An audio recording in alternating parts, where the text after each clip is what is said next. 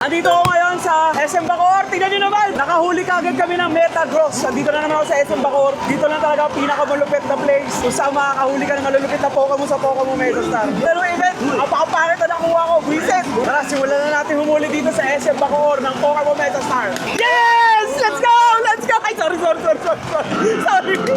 Let's go! Puta Miraidon. Oo ba yan? Ayaw! Mahirapan talaga. Yes! Miraidon! Uy, Mewtwo! Mewtwo, putang ina. Alright. Miraidon! Oh! Let's go! Mewtwo! Last tag Lamu! Lucky last tag, let's go! Yes! Miraidon! Uy, Zacian! Ay, Zamazenta. Uy! Master Ball! Putang ina mo! Let's go! What the fuck? Akin na agad yan! Shit! Alam ko na kung paano. Fuck! Napakadali lang. Akin ka na. At may trade chance pa. What the fuck? Pag ikaw wala sa garden, pukin ang ina mo. Nasa pwet kita. Huli ka sa akin! Hindi ka na makakawala.